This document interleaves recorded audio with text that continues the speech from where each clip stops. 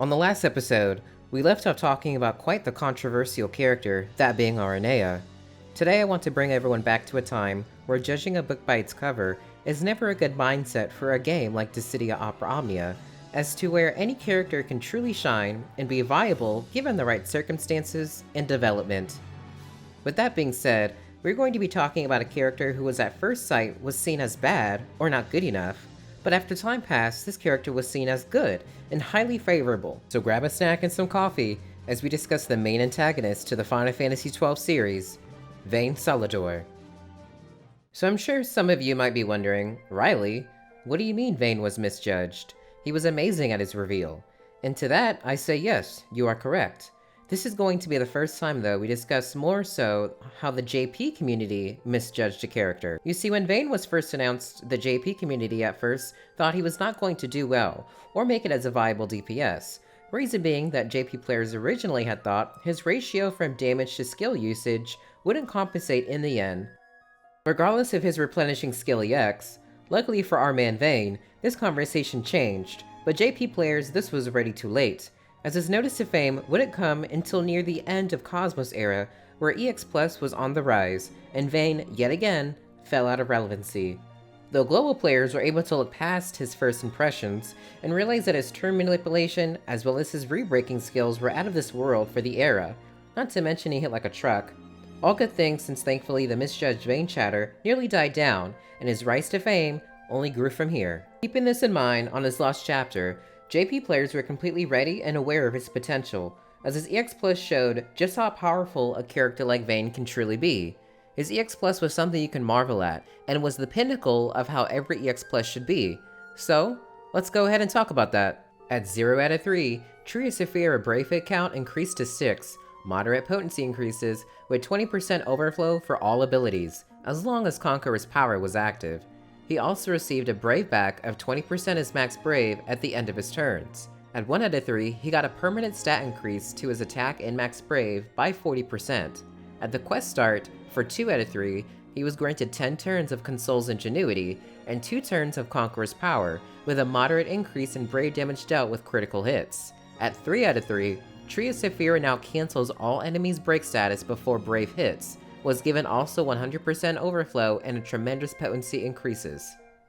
This was amazing, as it filled all the current gaps Vayne needed to be a solid DPS unit. Now starting with this buff from S2, meant he can actually go into his S1 and immediately get 3 stacks of Conqueror's Power, which would allow him on his next turn to dominate the bosses with all his free turns, which for a character like Vayne, this is exactly what you wanted to do.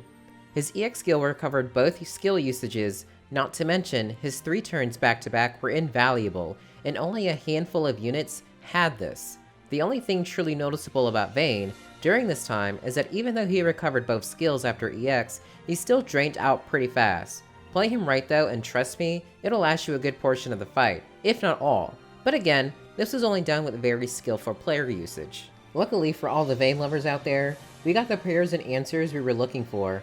I'm going to say though that from here on out, you're going into spoiler territory if you are a global player, so if you wish to not know anything about anything coming in the future, here is your warning. Okay, so going into BT Plus era, Vayne was given a rework, and this rework is by far the best one he could have ever received. His plus versions of his skills, which he got at 3 stacks of his Conqueror's Power, will now not consume any ability usage. This was absolutely the best thing I could ever read regarding his kit. His longevity in all fights is now cranked up to 11, and he can last the entire Lufenia Plus with still his full set of skills, again, if he played correctly. His BT Plus aura was also on crack, as anytime anyone broke his swords that float with him will do a truck-hitting follow-up attack. Speaking of this, his LD was also stacked. This put Conqueror's Power at max stacks and granted a new buff called Content. This had no action delay, meaning Vayne can act right away after his LD skill. It also gave the party attack up by 20%, max Brave up by 20%, HP Delta up by 10%, and a Brave regen based on 20% of their max Brave. However, on Vayne, this granted another 20% attack up, another 20% increase in his max Brave, another 10% to his HP damage dealt, and another 10% Brave regen based on his max Brave. This turned Vayne from a mere DPS unit to a heavy damage support damage dealing unit, I mean, they couldn't have given him any more. Well, I guess they could have, but he's just so heavily stacked, any more would put him at a tier 0 level. The only setback to this is that Vayne's BT Plus fight was not a good showcase for him, as the boss really countered everything Vayne could do, but that's okay, as long as he still held his ground in other ways, which I can appreciate. All in all, Vayne is a fantastic unit, which to those thinking about him, I'll say now that you won't be disappointed going after him, and I promise you that we on JP aren't disappointed in him either. But just for a second, think about if we as a community defined him and kept him in that moment that the JP community did during his Cosmos debut. Do you think he would be on the same platform as he is today? I guess you can say, Vayne does not answer to any god, and made sure he was ruled or defined by no one.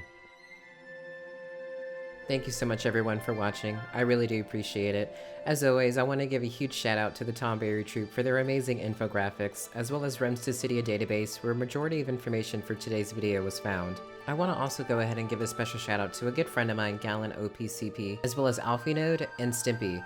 Without you guys' help, I couldn't honestly piece together the puzzles that were missing since I couldn't play this game during the early eras of the JP version of the game. So again, thank you so much guys. And as always, I'll see you next time.